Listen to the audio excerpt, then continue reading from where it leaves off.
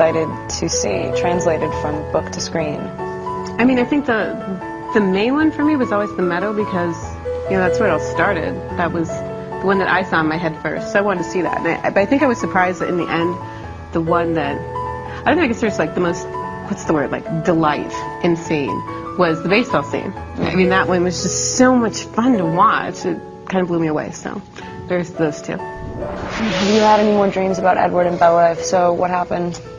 I kind of had one. After I was working on New Moon, I had this weird, I was like sleeping in the guest room because my husband had a horrible cold, and so I wasn't like in my normal surroundings, and I had this dream that I don't know how much it was a dream and how much I thought about it afterwards because I was kind of out of it, but that Edward actually showed up and told me I got it all wrong, and like, you know, he existed and everything, but you know, he couldn't live off the animals, and he really was, you know, how to like any other vampire, and I kind of got the sense he was about to kill me. It was really terrifying, and it was bizarrely different from every other time I've thought about his character, and so then that was cool in a way too, because it added something extra to my view of him. Wow, that's weird. Secondly, what other projects are in store for you? Do you plan to write a sequel to The Host, or will you finish Midnight Sun? Just want to say right now, I didn't leak it. I actually know that. Oh, really? Did you actually I do know that. You know, did I get investigated? No, wasn't. Oh, come on, like I'm going to say that right now. No, I mean it wasn't. I thought it was me for a bit because I forgot where I put it on my computer. No, because you know, if you knew, you wouldn't be alive right now, Rob. FYI. No, I mean, this is what I've learned in the last 6 months. If you say, this is my next project, and you're just answering a question like really, you know, honestly, what am I working on right now?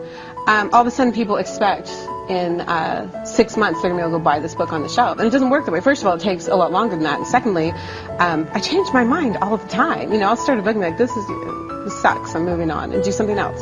I mean, I've got a lot of other projects, and right now I want to do something new. I don't want to do a world I've already done. I want to do something fun and different. So, but I'm not going to say, because it's not going to be on the shelves in 6 months. It's going to take 2 or 3 years if I can get home and actually work on something, because I have things to do, Rob. Oh, anyway.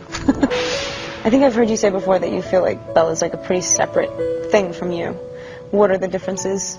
You know, Bella and I think completely differently. And, you know, when I went to write this, it wasn't something I thought about, because I was just doing it for fun. But I think it's really natural that I created a character that let me live a life I didn't know. Because why would I want to write something that I've already experienced? You know, I brought a few things that I experienced and added them in later, but really, Bella's like 100% more mature than I was at that age. I was really sheltered, and she had to be the grown-up all the time. And I kind of admired that when I would see that in people around me. Like, that's got to be hard. What is that like? My life is really easy, and hers isn't. And then she gets to have this, like, fantasy love affair, and she's just normal.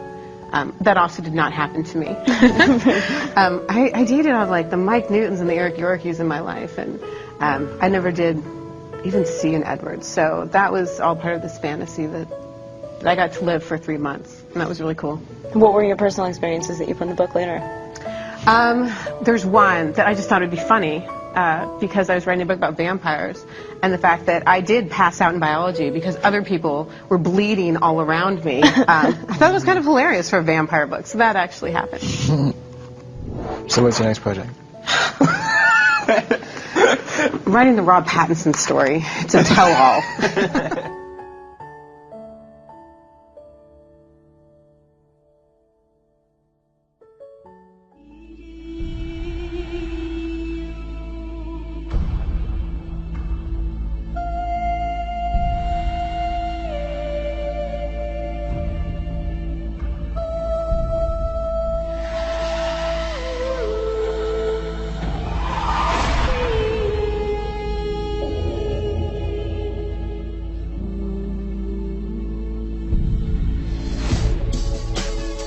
You're impossibly fast and strong.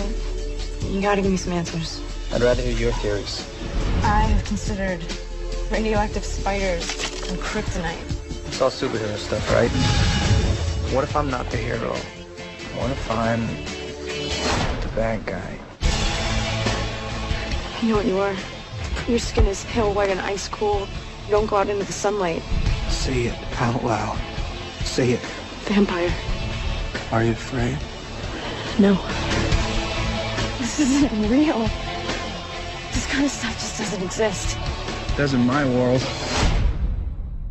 I just want to try one thing. I don't know how long I've waited for you. What is going on? Security guard at the mill got killed by some kind of animal. An animal? My family, we're different from others of our kind. You brought a snack. What, now he's coming after me?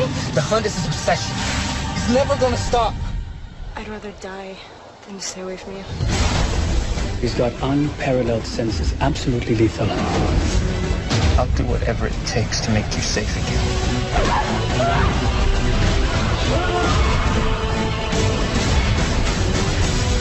You're faster than the others. But not stronger. I'm strong enough to kill you. You are my life now.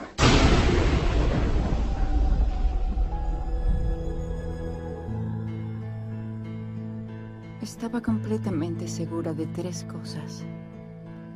La primera, Edward era un vampiro.